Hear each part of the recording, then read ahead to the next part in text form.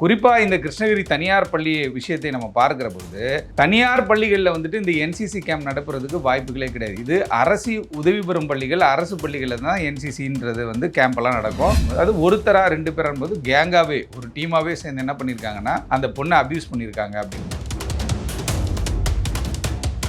இதை வந்து என்ன பண்ணால் இப்போ ஒருத்தர் வந்து கேட்குறான், ஒரு லெட்டர் கொடுத்து நான் வந்து என்சிசி கேம்ப் நடத்த போகிறேங்க அப்படின்பொழுது இருங்க நான் அதை கிராஸ் செக் பண்ணிட்டு வரேன் அப்படின்னு சொல்லிட்டு இவங்க என்ன பண்ணணும், கேம்ப் நடக்கும்போது தனிமையில் இப்போ வந்து குழந்தைகள் வந்து சிக்குவதற்கு வாய்ப்புகள் நிறைய இருக்குது அதில். ஏன்னா அங்கே பேரண்ட்டும் இருக்க போகிறதில்ல. பிரின்ஸிபல் கிட்ட சொல்லியிருக்காங்க. பிரின்ஸிபல் என்ன சொல்லியிருக்காங்கன்னா, நீங்கள் வந்து இது வீட்டிலலாம் எதுவும் சொல்ல வேணாமா. இப்போ இந்த பள்ளியில் இந்த மாணவி பாதிக்கப்பட்ட உடனே ஒரு ஆசிரியர்கிட்ட சொன்னோம். ஆசிரியர் என்ன பண்ணியிருக்கணும், இது பூதகரமாக வெளியில் கொண்டு போய் சொல்லியிருக்கணும். அப்போ இந்த சிறுமிகள் மீது இப்போ நம்ம ஒரு சிறுமி பாதிக்கப்பட்டான்னு சொல்கிறோம். ஆனால் தொடர்ச்சியாக 13 பேர் இதை வந்து என்ன பண்ணுறாங்கன்னா வெளியில் சொல்கிறாங்க. பல்வேறு விஷயங்கள் இது மாதிரிலாம் நடந்துச்சு, நாங்கள் சொல்லலை, ஜஸ்ட் லைக் தட் நம்ம விட்டுட்டோம் அப்படின்போது. அப்போ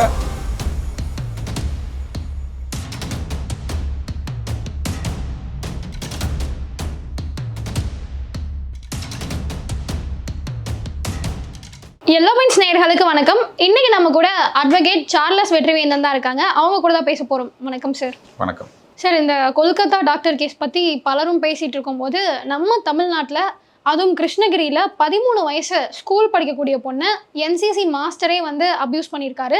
ஸோ இதை வந்து அந்த பொண்ணு அந்த ஸ்கூலில் இருக்க டீச்சர் கிட்ட சொல்லுது, டீச்சர் பிரின்சிபல் கிட்ட சொல்கிறாங்க. அவங்களாம் இதுக்கு ஆக்ஷன் எதுவுமே எடுக்காமல் அந்த பொண்ணுக்கு பப்பாளி சாப்பிடுங்க, அன்னாசி பழம் சாப்பிடுங்க, நான் கொடுக்குற டேப்லெட்டை போடுங்க சரியாயிடும், இதை வீட்டிலலாம் சொல்லாதீங்க அப்படின்ற மாதிரி சொல்லியிருக்காரு. இந்த இஷ்யூவை ஆஸ் அட்வொகேட்டாக நீங்கள் எப்படி பார்க்குறீங்க? அதாவது வந்து கடந்த 8ஆம் தேதி நினைக்கிறேன், ஆகஸ்ட் 8ஆம் தேதி இது மாதிரி ஒரு சம்பவம் நடந்திருக்கு.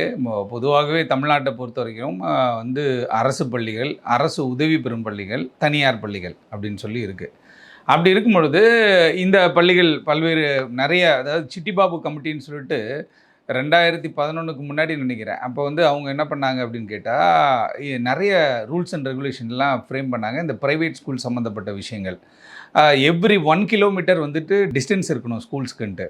நிறைய இடங்களில் நம்ம பார்க்குறோம், ஒரு காம்பவுண்ட் தான் வந்து டிஃப்ரென்ஸ் இருக்கும். இங்கே ஒரு மெட்ரிகுலேஷன் ஸ்கூல், அங்கே ஒரு மெட்ரிகுலேஷன் ஸ்கூல், மளிகை கடை மாதிரி மெட்ரிகுலேஷன் ஸ்கூல்ஸ் எல்லாம் என்ன கேட்டால் வியாபாரத்திற்காக நிறைய பள்ளிகள் உருவாக்கப்பட்டுருச்சு. குறிப்பாக இந்த கிருஷ்ணகிரி தனியார் பள்ளி விஷயத்தை நம்ம பார்க்குற பொழுது தனியார் பள்ளிகளில் வந்துட்டு இந்த என்சிசி கேம்ப் நடப்புறதுக்கு வாய்ப்புகளே கிடையாது. இது அரசு உதவி பெறும் பள்ளிகள், அரசு பள்ளிகளில் தான் என்சிசின்றது வந்து கேம்பெல்லாம் நடக்கும். முறைப்படி அந்த அலுவலகத்தில் போய் என்சிசிக்குன்னு சொல்லிட்டு ஒரு ஹெட் ஆஃபீஸ் இருக்கும், அங்கே போயிட்டு லெட்டர் கொடுத்து அவங்க என்ன பண்ணுவாங்கன்னா கோச் பண்ணுறதுக்கு ஆளுங்களை அனுப்பிவிடுவாங்க. இப்படி இது ஒரு பெரிய ஒரு செட்டப்பு. ஆனால் இந்த விஷயத்தை கேட்கும்போது ஒரு ஷாக்கிங்காக இருக்குது. ஏன்னு கேட்டால் தனியார் பள்ளியில் நடந்த சம்பவம் அப்படின்போது தனியார் பள்ளியில் என்சிசி கேம்ப் நடப்புறதுக்கு வாய்ப்பு கிடையாது. ஒன்று. ரெண்டாவது கேட்டால் இந்த டீம் இப்போ வந்து ஆஸ் பர் மாவட்ட ஆட்சித்தலைவருடைய வந்து பேட்டிப்படி பார்த்தோம் அப்படின்னா ஃபஸ்ட்டு ஒரு 9 பேரும் அதுக்கப்புறம் ஒரு 3 பேரும் கைது செய்யப்பட்டிருக்கதா சொல்கிறாங்க. அப்போ இந்த 9 பேர் அப்படின்றது யாருன்னு கேட்டால் இதெல்லாம் ஆர்கனைஸ் பண்ண ஒரு டீம், ஆர்கனைஸ் பண்ணி இந்த என்சிசி கேம்ப்லாம் நாங்கள் பண்ணுறோன்ட்டு அந்த மாவட்டத்தில் கூட பல்வேறு தனியார் பள்ளிகளை போய் இவங்க சந்தித்து ஒரு கொஞ்சம் ஃபீஸ் வாங்கிட்டு இவங்க என்ன பண்ணுறதுன்னு கேட்டிங்கன்னா, நாங்கள் வந்து கிளாஸ் எடுக்கிறோம் அப்படின்னு சொல்லி என்ன பண்ணுறது, வெயிலில் நிற்க வச்சு இவங்க என்ன பண்ணுறது, பாடாப்படுத்துறது மாணவர்களை. அப்படி வந்து இந்த டீம் வராங்க அப்படின்பொழுது இவங்க யார், இவங்களுடைய பேக்ரவுண்ட் என்ன அப்படின்றதெல்லாம் வெரிஃபை பண்ணணும். ஒரு பள்ளிக்குள்ளே வராங்க அப்படின்னா இன்றைக்கி வந்து நம்ம சென்னை சிட்டிக்குள்ளே பார்த்திங்கன்னா நிறைய பள்ளிகளில் வந்து 3000, 4000, 5000 இப்படி மாணவிகள் படிக்கக்கூடிய இருக்குது. மாணவிகள் மட்டுமே படிக்கக்கூடிய பள்ளிகளும் இருக்குது. அப்போ ஒரு தனியார் பள்ளிக்குள்ளே வரும்பொழுது எவ்வளோ பிரச்சனைகளை நம்ம சந்திக்கிறோம். மாணவிகளுக்கு பிரச்சனை இருக்கிறது, மாணவர்களுக்கும் பிரச்சனை இருக்கிறது, ஆசிரியர்களுக்கு பிரச்சனை இருக்குது, தேர்ட் பார்ட்டி உள்ளே வரும்பொழுது. அப்போ இவங்க தேர்ட் பார்ட்டிஸ் வரும்பொழுது அவன் என்ன லெட்டர் கொடுக்குறான், என்சிசி ஹெட் ஆஃபீஸ்லேருந்து லெட்டர் வந்திருக்கா, அந்த லெட்டர் அப்ரூவல் ஆகி அந்த லெட்டர் வந்து நாங்கள் வந்து இது மாதிரி ஆட்களை நியமிக்கிறோம், ஒரு 7-8 பேர் எங்களுடைய ரெப்ரசன்டேட்டிவ்ஸ் அவங்க வந்துட்டு அங்கே வந்து ஒரு கோச்சிங் எடுப்பாங்க அப்படின்ற மாதிரியான எந்த விதமான ஒரு லெட்டருமே வாங்காமல் இவங்க என்ன பண்ணுறதுன்னு கேட்டால் பண்ணியிருக்காங்க. இந்த கோச்சிங் கேம்ப் நிறைய பள்ளிகளில் நடந்திருக்கு. குறிப்பாக ஒரு குறிப்பிட்ட தனியார் பள்ளியில் என்ன பண்ணுறாங்கன்னா, அப்படி கோச்சிங் கேம்ப் நடக்கும் பொழுது ஒரு மாணவியிடம் அத்துமீறி இவங்க என்ன பண்ணுறாங்கன்னா பாலியல் ரீதியாக அந்த பெண்ணை வந்து துன்புறுத்தி இருக்கிறாங்க அப்படின்போது, அது ஒருத்தரா 2 பேர் என்பது கேங்காகவே ஒரு டீமாகவே சேர்ந்து என்ன பண்ணியிருக்காங்கன்னா அந்த பொண்ணை அப்யூஸ் பண்ணியிருக்காங்க அப்படின்போது. அப்யூஸ் பண்ணிட்டாங்க. அந்த பெண் போயிட்டு அதை ஆசிரியர்கள்கிட்ட முறையிடும் பொழுது எப்பயுமே ஆசிரியர்கள் இந்த தனியார் பள்ளியில் ஒரு பெரிய சிக்கல் என்ன கேட்டால், அதுக்குன்னு இப்போ அரசு பள்ளிகள்லாம் பார்த்திங்கன்னா பிஎட்லாம் முடிச்சிருக்கணும் அப்படின்ற மாதிரி இதெல்லாம் இருக்குது. ஆனால் தனியார் பள்ளிகளுக்கு அதெல்லாம் தேவையே கிடையாது. சும்மா ஏதோ ஒரு டிகிரி 12th பாஸ் ஆனவங்கெல்லாம் வச்சுருப்பான் டீச்சராக. தனியார் பள்ளியில் ஆராய்ச்சி பண்ணோம் அப்படின்னா ஷாக் ஆகிடுவோம் நம்ம.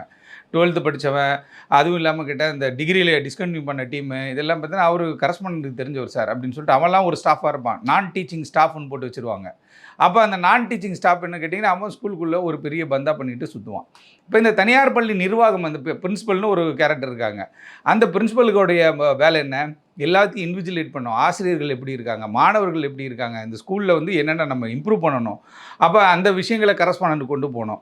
இதை வந்து என்ன பண்ணால் இப்போ ஒருத்தர் வந்து கேட்குறான், ஒரு லெட்டர் கொடுத்து நான் வந்து என்சிசி கேம்ப் நடத்த போகிறேங்க அப்படின்னும் பொழுது இருங்க நான் அதை கிராஸ் செக் பண்ணிட்டு வரேன் அப்படின்னு சொல்லிட்டு இவங்க என்ன பண்ணணும், ஒரு காவல்துறை பக்கத்தில், ஏன்னா எல்லா ஸ்கூலில் வந்து காவல்துறைகளை கான்டாக்டில் இருப்பாங்க. ஏதோ ஆனுவல் டே அதுக்கு ஸ்போர்ட்ஸ் டேக்கெல்லாம் வந்து இன்ஸ்பெக்டரு போலீஸ் ஆஃபீஸர்லாம் கூப்பிடுவாங்க. அப்படி ஒரு கிராஸ் செக் பண்ணியிருக்கணும். அதையும் இவங்க பண்ணல. இவங்க என்ன பண்ணுறாங்கன்னா இப்படி வந்தவர்களை வந்து அவங்க அரவணைச்சு என்ன பண்ணுறாங்க, கொண்டு போய் நீங்கள் நடத்துங்க கிளாஸ் அப்படின்னும் பொழுது தொடர்ச்சியாக இந்த கேம்ப் நடக்குது. கேம்ப் நடக்கும்போது தனிமையில் இப்போ வந்து குழந்தைகள் வந்து சிக்குவதற்கு வாய்ப்புகள் நிறைய இருக்குது அதில். ஏன்னா அங்கே பேரண்ட்டும் இருக்க போகிறதில்ல. ஸ்கூல் கேம்பஸ்குள்ளே நடக்கும் போது டீச்சர் 1-2 பேர் தான் இருப்பாங்க. பசங்க 50 பேர் 60 பேர் இருப்பாங்க. இந்த 50 பேர் 60 பேரையும் பார்க்க முடியாது. இவங்க நான் கிளாஸ் எடுக்கிறேன், கோச்சிங் பண்ணுறேன் அப்படி இப்படின்னு சொல்லிட்டு இவங்க என்ன பண்ணுறாங்க, ஒரு சிறுமியிடம் வந்து தவறாக நடந்துட்டாங்க அப்படின்றத இப்போ குற்றச்சாட்டு. நடந்த பிறகும் அந்த சிறுமி போயிட்டு ஆசிரியர்கள் டீச்சர்ஸ் இருக்காங்க இல்லையா, அந்த டீச்சர்ஸ் கிட்ட இந்த விஷயத்தை சொல்லியிருக்கிறாங்க. சொல்லும் பொழுது அவங்க என்ன பண்ணுறாங்க, பிரின்ஸிபல் கிட்ட சொல்லியிருக்காங்க. பிரின்ஸிபல் என்ன சொல்லியிருக்காங்கன்னா, நீங்கள் வந்து இது வீட்டிலலாம் எதுவும் சொல்ல வேணாமா, ஒன்றும் பிரச்சனை கிடையாது, நீங்கள் இந்த ஃப்ரூட் சாப்பிடுங்க அந்த ஃப்ரூட் சாப்பிடுங்கன்னு சொல்லி ஒரு ஐடியா கொடுத்துருக்காங்க. இப்போ அவங்களே கைது செய்யக்கூடிய ஒரு சூழல் ஏற்பட்டுருச்சு. அந்த 2 டீச்சரும் கைது, பிரின்ஸிபலையும் கைது செய்யக்கூடிய ஒரு சூழல் ஏற்பட்டிருக்கு. இது வந்து என்னென்னா தொடர்ச்சியாக அவங்களுக்கு இந்த சப்ஜெக்ட் தெரியல. அதாவது ஒரு என்சிசி கேம்ப் நடந்தால் அது எங்கே நடக்கும், என்சிசி கேம்ப் ஒரு தனியார் பள்ளியில் நடத்த வாய்ப்பு இருக்கிறதா அப்படின்னு பார்த்தா அதுக்கான நார்ம்ஸ்லாம் கிடையாது. அரசு பள்ளிகள் நடத்துவாங்க, அரசு உதவி பெறும் பள்ளிகள் நிறைய பள்ளிகள் நம்ம கேள்விப்பட்டிருக்கோம். இங்கே ஸ்போர்ட்ஸ் டே நடக்கும், அதுக்குன்னு ஒரு பிடி மாஸ்டர் இருப்பார். அவர் வாரத்தில் ஒரு 4 பீரியட் வந்து பிடி பீரியட் போடுவாங்க, கொண்டு போய் வெயிலில் நிற்பாங்க, மார்ச் வாஸ்ட் பண்ணுவாங்க. அந்த ஸ்போர்ட்ஸ் டேன்னு சொல்லிட்டு வருஷத்துக்கு ஒரு வாட்டி வரும். அது மட்டும்தான் தனியார் பள்ளிகளில் ஸ்போர்ட்ஸ் டே நடக்கும். ஒரு சில பள்ளிகளில் தான் ஷட்டில் கார்க்கு, இப்போ வாலிபால், ஃபுட்பால் அப்படின்னு சொல்லிட்டு ஒரு குட்டி குட்டி டீம் இருக்கும். அதே போல் இந்த தனியார் பள்ளிகளுடைய இன்ஃப்ராஸ்ட்ரக்சர் இருக்கு இல்லையா, அதெல்லாம் ரொம்ப குறைவு நிறைய பள்ளிகளில். அதிகாரிகளை கரெக்ட் பண்ணி அவன் ஸ்கூல் நடத்திட்டு இருப்பான். 4 கிரவுண்ட் இடம் தான் இருக்கும். அவன் 10th வரையும் வச்சுருக்கானவன், 12th வரையும் வச்சுருக்கான். அதுக்குள்ளே ஒரு ஆய்வே யாரும் பண்ணுறது கிடையாது. இப்போ இந்த பள்ளியில் இந்த மாணவி பாதிக்கப்பட்ட உடனே ஒரு ஆசிரியர்கிட்ட சொன்னோன்னா ஆசிரியர் என்ன பண்ணியிருக்கணும், இது பூதகரமாக வெளியில் கொண்டு போய் சொல்லியிருக்கணும். இதை உடனே பேரண்ட் எப்பயுமே வந்து பேரண்ட் கூட டிஸ்கஸ் பண்ணணும். டீச்சர்ஸுக்கும் பேரண்ட்டுக்கும் உள்ள ரிலேஷன்ஷிப் தான் அந்த குழந்தை வளர்ந்து அது பெரிய ஆளாகி அது அடுத்த கட்டம் கல்லூரி முடித்து கல்யாணம் ஆகிறது வரையும் அந்த பெண்ணுக்கு அந்த மண்டைக்குள்ளேயே இருக்கும். அப்படின்னும் போது இந்த பெண் ஒரு சிறுமி வந்து பாதிக்கப்பட்டு அது வந்து முறையாக ஆசிரியர்கிட்ட போய் சொல்லியிருக்காங்க. சொன்ன பிறகு அது ஒன்றும் இல்லை, நீ வீட்டில் எல்லாம் சொல்லாத அப்படின்னு சொல்லும்பொழுது அப்போ என்ன பண்ணுவாங்க, டெய்லியும் ஸ்கூலுக்கு போய் தானே ஆகணும், சரி டீச்சர் சொல்கிறாங்களே அப்படின்னு சொல்லிட்டு இந்த பொண்ணு இருந்து இந்த சம்பவங்களை சொன்ன பிறகு கூட அவங்க என்ன பண்ணியிருக்கான்னு கேட்டிங்கன்னா இதுக்கு வந்து உடந்தையாக இருந்திருக்கிறாங்க.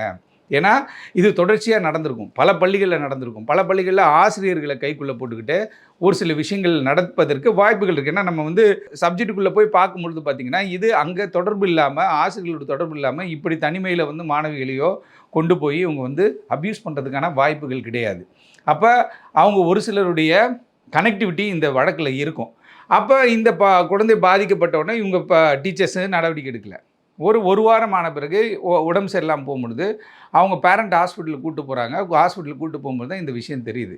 ஏதோ ஒரு விஷயத்தில் இந்த பெண் பாதிக்கப்பட்டிருக்கணும் போது அதை ஆராய்ச்சி பண்ணி என்ன ஆச்சு ஏதாச்சுன்னு கேட்கும்பொழுது தான் அவங்க இந்த விஷயத்தை சொல்கிறாங்க. இதில் ஒரு சில கட்சி, நாம் தமிழர் கட்சி நிர்வாகிகள் கூட கைது செய்யப்பட்டிருக்காங்க, நிர்வாகி ஒருத்தர் கைது செய்யப்பட்டிருக்காருன்றாங்க. இந்த மாதிரியான ஃபேக்கு போலி என்சிசி கேம்ப்பு, போலி ஸ்போர்ட்ஸ் கேம்ப்பு இதை நடத்துகிறோம் அதை நடத்துகிறோன்னு வரும்பொழுது அந்த பள்ளி நிர்வாகிக்கிறவங்க என்ன பண்ணணும் கேட்டால் இதை ஆராய்ச்சி பண்ணணும். பெரிய பள்ளிகள்லாம் அதை பண்ண முடியாது, ஏன்னா அவங்களே அந்த செட்டப் வச்சுருப்பாங்க. குட்டி குட்டி பள்ளியாக டார்கெட் பண்ணி அதை வந்து அந்த ஆசிரியர்களை போயிட்டு என்ன பண்ணுறது கேட்டால் இது எல்லாருக்கிட்டையும் வந்து 100 ரூபா 200 ரூபா கலெக்ட் பண்ணுவாங்க. தெரியல உங்களுக்கு, எல்லாருக்கிட்டையும் ஸ்டூடெண்ட்ஸ் கிட்ட 100 ரூபா 200 ரூபா கலெக்ட் பண்ணுவாங்க. அப்போ அதில் ஒரு ஃபண்டு கிடைக்கும். அந்த ஃபண்டில் வந்துட்டு இதில் ஏதாவது முறைகேடு பண்ணலாம். சின்ன சின்ன விஷயங்கள் தானே, சின்ன ஒரு ஆசைப்பட்டு போகிற சப்ஜெக்ட் தான் பெரிய பிரச்சனை போய் முடியும். அது மாதிரி இவங்க என்ன பண்ணியிருக்காங்கன்னா போலியான ஒரு என்சிசி கேம்ப் நடைபெற்று பல்வேறு பள்ளிகளில் மாவட்ட ஆட்சித்தலைவர் வந்து சிஇஓ கிட்ட நாங்கள் வந்து இப்போ வந்து ரிப்போர்ட் கேட்டிருக்கோம். எந்தெந்த சிஇஓனா சீஃப் எஜுகேஷனல் ஆஃபீஸர், அவங்க ஒரு மாவட்டத்தில் இருப்பாங்க. டிஓன்னு ஒருத்தர் இருப்பார், டிஸ்ட்ரிக்ட் எஜுகேஷனல் ஆஃபீஸர் இருப்பார். ஐஎம்எஸ்னு ஒருத்தர் இருப்பார், இன்ஸ்பெக்டர் ஆஃப் மெட்ரிகுலேஷன் ஸ்கூல் இருப்பாங்க. பல்வேறு பிரிவுகளான இந்த கல்வித்துறையை சார்ந்த அதிகாரிகள்னு ஒரு டீம் இருக்கும். இந்த டீம் கிட்டலாம் நான் கேட்டிருக்கேன், இந்த மாவட்டத்தில் இது மாதிரி நடந்திருக்கா அப்படின்றப்ப அந்த ஒரு மாவட்டத்தை மட்டும் நம்ம பார்க்குறோம். ஆனால் இது பல்வேறு மாவட்டங்களில் பரவி இருக்கா அப்படின்ற ஒரு ஆராய்ச்சிக்குள்ளே போனோம். அப்போ இந்த சிறுமிகள் மீது இப்போ நம்ம ஒரு சிறுமி பாதிக்கப்பட்டாருன்னு சொல்கிறோம். ஆனால் தொடர்ச்சியாக 13 பேர் இதை வந்து என்ன பண்ணுறாங்கன்னா வெளியில் சொல்கிறாங்க. பல்வேறு விஷயங்கள் இது மாதிரிலாம் நடந்துச்சு, நாங்கள் சொல்லலை, ஜஸ்ட் லைக் தட் நம்ம விட்டுட்டோம் அப்படின்போது. அப்போ அந்த ஸ்கூல் ஸ்டூடெண்ட்டை கிட்ட மிஸ்பிஹேவ் பண்ணி இவங்க என்ன பண்ணியிருக்காங்கன்னு கேட்டால் ஒரு வஞ்சம் தீர்ப்பதற்காக ஒரு விஷயத்தை பண்ணியிருக்காங்க. சட்ட ரீதியாக இவங்க வந்து தண்டிக்கப்படக்கூடியவர்கள். ஏன்னா தொடர்ச்சியாக இப்போ கல்கட்டா சம்பவம் பார்த்தோம், மும்பையில் ஒரு சம்பவம் பார்த்தோம். தொடர்ச்சியாக கல்கட்டா சம்பவத்திற்கு பிறகு இந்த மாதிரி சம்பவங்கள் நிறைய நம்ம கேள்விப்படக்கூடிய ஒரு சூழல். தனியார் பள்ளிகளுக்கு என்று சொல்லி ரூல்ஸ் அண்ட் ரெகுலேஷன்ஸ் இருக்குது. தனியார் பள்ளிகள் வந்து யார் யாரை என்டர்டெயின் பண்ணணும், யார் யாரை என்டர்டெயின் பண்ணக்கூடாது, என்ன நிகழ்ச்சிகள் பண்ணணும், என்ன நிகழ்ச்சிகள் பண்ணக்கூடாது, அது கூட ஒரு மனு நம்ம போட்டிருந்தோம். என்ன கேட்டால் இந்த பள்ளிகளில் வந்து மதம் சார்ந்த விஷயங்கள் பண்ணக்கூடாது. அது கிறிஸ்டின் ஸ்கூலாக இருக்கட்டும், எந்த ஸ்கூலாக வேணா இருக்கட்டும். ஏன்னா கல்வின்றது ஒரு பொதுவான விஷயம். மதம் சாதி சம்மந்தப்பட்ட விஷயங்களை நீங்கள் கொண்டு போகக்கூடாது. நீங்கள் தென் மாவட்டத்தில் போய் பார்த்தீங்கன்னா இந்த அடையாள கயிறெல்லாம் கட்டிட்டு சுற்றிட்டு இருந்தாங்க பசங்க. இந்த கயிறு கட்டியிருந்தா இவங்க இந்த கம்யூனிட்டி, இன்னொரு கலர் கயிறு கட்டியிருந்தா அவங்க அந்த கம்யூனிட்டி அப்படின்ட்டு அந்த கம்யூனிட்டி சண்டைலாம் கீழே நடந்துச்சு. நிறைய சண்டைகளும் நம்ம தென் மாவட்டத்தில் பார்த்துருக்கோம். அது ஒரு சைடில் ஒரு பிரச்சனையாக போயிட்டு இருக்கும்பொழுது, இப்படி இந்த தனியார் பள்ளிகளை பொறுத்தவரையில் இவங்க என்ன கேட்டால் இவங்களை யாருமே கேட்கறதுக்கு இல்லைன்ற மாதிரி யாரை வேணால் வந்து உள்ளே அனுமதிக்க முடியாது இல்லையா? அப்போ பாதிக்கப்படுறது குழந்தைங்க, அங்கே படிக்கிற குழந்தைங்க தான். ஏன்னா தனியார் பள்ளியில் ஃபீஸ் அதிகம், அரசு பள்ளியில் ஃபீஸ் கம்மி. ஆனால் அரசு அதிகாரியோட பிள்ளைகள் வந்து அரசு பள்ளியில் படிக்கிறாங்கன்னு நினைக்கிறீங்களா? இல்லை.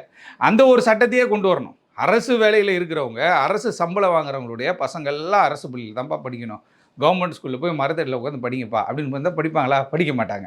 அப்போ தனியார் பணிகளுக்குன்னு சொல்லி அவங்க சிறகடித்து பறக்கக்கூடிய ஒரு சூழல் ஏற்படுது. என்ன ஃபீஸ் கேட்டாலும் கொடுத்துட்றாங்க. பசங்களுடைய எஜுகேஷன் நல்லா இருக்குன்றதுக்காக தனியார் பள்ளி இன்டர்நேஷ்னல் ஸ்கூல்லாம் வந்துடுச்சு. இப்போ சென்னை சுற்றியே வந்து உங்களுக்கு ஒரு 40-50 இன்டர்நேஷ்னல் ஸ்கூல் இருக்குது. சென்னைக்குள்ளே சுற்றி பார்த்தோனால இன்டர்நேஷ்னல் ஸ்கூலுன்றான், மெட்ரிகுலேஷன் ஸ்கூலுன்றான். ஃபஸ்ட்டு வந்து மெட்ரிகுலேஷன்றான், அடுத்தது இன்டர்நேஷ்னலுக்கு போயிட்டானுங்க. அப்படி இருக்கும் பொழுது இந்த இடங்கள்ல எல்லாம் கேட்டிங்கன்னா நிறைய பேர் வேலை செய்யக்கூடிய நான் டீச்சிங் ஸ்டாஃப்ஸ் நிறைய பேர் இருப்பாங்க. அந்த நான் டீச்சிங் ஸ்டாஃப்ஸ் வந்துட்டு எப்படி மாணவர்களோடு தொடர்பில் இருக்கிறாங்கன்றதெல்லாம் ஆய்வு பண்ணக்கூடிய ஒரு விஷயம் யார்கிட்ட இருக்குது? பிரின்சிபல் கிட்ட இருக்குது. பிரின்சிபல் கிட்ட போய் ஒரு விஷயத்தை சொல்லும் பொழுது அதை ஜஸ்ட் லைக் தட் அவங்க வந்து என்ன தட்டி விடும் பொழுது தான் அந்த பிரச்சனை என்னன்னு கேட்டிங்கன்னா அடுத்த கட்டம். எனக்கு தெரிஞ்சு 8ஆம் தேதி நடக்குது. இதுக்கு முன்னாடி எவ்வளோ நடந்திருக்கும்? இது விஷயங்கள் தெரிஞ்சிருச்சு. எத்தனை பள்ளிகள் இவங்க இது மாதிரி பண்ணியிருப்பாங்க. இதனால் போலி என்சிசி கேம்ப்ன்றான். இப்போ சொல்கிறான் போலி என்சிசி கேம்ப் அப்படின்றான். அப்போ அந்த போலி என்சிசி கேம்புக்கு வந்துட்டு ஆர்கனைஸ் பண்ணது யார்? இதை வந்து சட்டத்திற்கு புறம்பாக இந்த மாதிரியான விஷயங்கள் பாலியல் ரீதியாக தொல்லை கொடுத்தது யார்? இவங்களுக்கு சப்போர்ட்டாக எந்தெந்த டீச்சர்ஸ் இருந்தாங்க? இது எத்தனை பள்ளிகளில் கிருஷ்ணகிரி மாவட்டத்தில் மட்டும் இது தொடர்ந்து நடந்திருக்கு? இல்லை இது கிருஷ்ணகிரியை தாண்டியும் இவங்க வந்து இது மாதிரி பண்ணியிருக்காங்களா? அப்படின்ட்டு நிறைய மோட்டிவேஷன் ஸ்பீக்கர்ஸ்லாம் இருப்பாங்க, நீங்கள் கேள்விப்பட்டிருப்பீங்க. அவங்க என்ன பண்ணுவாங்க, அவங்களோட ப்ரொஃபைல் அனுப்பி காலேஜஸ்லாம் பெரிய லெக்சர்லாம் கொடுப்பாங்க. அதுவே நம்ம கிராஸ் செக் பண்ணி தான் பண்ணணும். ஏன்னா அவனுடைய பேக்ரவுண்ட் என்னன்னு தெரியாமல் 2000-3000 பேருக்கு முன்னாடி பேசும்பொழுது எப்படிப்பட்ட கருத்துக்களை எடுத்து சொல்லணும், மாணவர்களுக்கு எப்படிப்பட்ட விஷயத்தை சொல்லணுன்றலாம் இருக்குது. அதுக்கு வந்து ஒரு ரெஸ்ட்ரிக்ஷனே இல்லாமல் என்ன ஆயிடுச்சுன்னு கேட்டால், இப்படி தெரியாமல் யாரை எடுத்துகிட்டு வந்து ஸ்கூலில் விடுறது, யாரை வந்து ஒரு தனியார் பள்ளி வளாகத்திற்குள்ளே விடுறதுன்றது தெரியாமல் நிறைய கேள்விப்பட்டிருப்போம். டிரைவர் மிஸ்பிஹேவ் பண்ணிட்டா, பிடி மாஸ்டர் மிஸ்பிஹேவ் பண்ணிட்டான், நான் டீச்சிங் ஸ்டாஃப் மிஸ்பிஹேவ் பண்ணிட்டாலாம் கேட்டோம். ஆனால் இது உள்ள கேம்பஸில் நடந்துச்சு. இந்த வழக்கு பார்த்திங்கன்னா வெளியிலேருந்து வந்தவன் உள்ள இந்த வேலையை வந்து தொடர்ச்சியாக பண்ணக்கூடிய ஒரு சூழல் ஏற்பட்டிருக்கு. இது வந்து ஒரு பெரிய ஒரு சிக்கலான ஒரு விஷயமாக இருந்தாலும் கூட இந்த குற்றவாளிகள் இப்போ 12 பேர் கைது செய்யப்பட்டிருக்கிறாங்கன்னு சொல்கிறாங்க. இந்த 12 பேரையும் வந்து போக்சோ வழக்கில் கைது பண்ணியிருக்காங்க. போக்சோ வழக்கில் கைது பண்ணவர்கள் மீது குண்டர் சட்டத்தை போட்டு இவங்க மீது கடுமையான நடவடிக்கை எடுக்கும்போது தான் இது மாதிரி விஷயங்கள்லாம் தடுக்கப்படும். என்ன மாதிரியான பனிஷ்மெண்ட்ஸ்லாம் கொடுப்பாங்க சார் போக்சோ வழக்கில் கைது பண்ணப்பட்ட குற்றவாளிகளுக்கு? இல்லை, போக்சோ வழக்கை பொறுத்தவரையிலும் அது 2 ஆண்டுகளுக்குள்ள அந்த வழக்கு முடிக்கணுன்றது வந்து சட்டம். குழந்தைகளுக்கு எதிரான வன்முறை, அந்த prevention of sexual violence against children இல்லையா? அப்படின்னும் பொழுது இந்த குறிப்பிட்ட விஷயங்களை வந்து சம்மந்தப்படுகிறவர்கள் மீது வந்து கடுமையான தண்டனை கொடுப்பதற்கு வாய்ப்பு இருக்குது. பட் ஆனால் அதுவும் வந்து எவிடன்ஸு எல்லாத்தையும் பார்த்து தானே நீதிமன்றம் இது பண்ணுவாங்க. ஆனால் மற்ற வழக்கு மாதிரி இல்லாமல் இது 2 ஆண்டு காலத்திற்குள்ளே முடிக்கணும்னு சட்டம் இருக்குது. 2 வருஷத்துக்குள்ளே இந்த கேஸை முடிச்சு தூக்கி போட்டுறணும். ட்ரையலை பண்ணி ஒன்று கன்விக்ஷனு இல்லாட்டி அக்யூட்டல் அப்படின்ற மாதிரி பண்ணோம். இந்த வழக்கை பொறுத்தவரை இது ரொம்ப கவனத்தை ஈர்த்த ஒரு வழக்காகவும், இது ஒரு மோசடி பண்ணி இவங்க உள்ளே வந்ததுனாலையும் இவங்களுக்கு வந்து உச்சபட்ச தண்டனை வாங்கி கொடுப்பதற்கு காவல்துறை மிக வேகமாக செயல்படுறாங்க. இது மாதிரி தனியார் பள்ளிகள் வெளியாட்கள் உள்ளே வரும்பொழுது அவங்கள விசாரித்து அவங்க மீது என்ன பண்ணணும்னு கேட்டால் நடவடிக்கை எடுக்கணும். போலியான ஆட்களை கண்டறியணும். ஏன்னா நம்ம ஒரு எஜுகேஷன் சொல்லி தரப்போகிறோம். அந்த இடத்துல குவாலிட்டியான ஆட்களை தானே உள்ளே வைக்க முடியும். அப்போ பெஸ்ட்டாக யார் பண்ணுவா அப்படின்றவங்கள தான் கிராஸ் செக் பண்ணி உள்ளே பண்ணணும். இல்லை என்சிசி ஆஃபீஸ் நம்ம கூகுள் பண்ணாலே என்சிசி ஹெட் ஆஃபீஸ் எங்கே இருக்குதுன்னு கேட்டால் சென்ட்ரல் பக்கத்தில் இருக்குது. அங்கே போய் அங்கே வந்து என்னன்னு சொல்லி கேட்டு அது எவ்வளோ நேரம் ஆகுது? 1 மணி நேரம் இல்லை 2 மணி நேரத்தில் போயிடலாம். இல்லை சென்னைக்கு யாருக்காவது சொல்லியோ அவங்க போய் கூட பண்ணலாம். அப்போ எந்த விதமான ஸ்டெப்ஸுமே எடுக்காமல் ஒரு குழந்தைகளுடைய வாழ்க்கையை கெடுப்பதற்கு அந்த பள்ளி வந்து ஒரு உதாரணமாக இருந்துச்சு.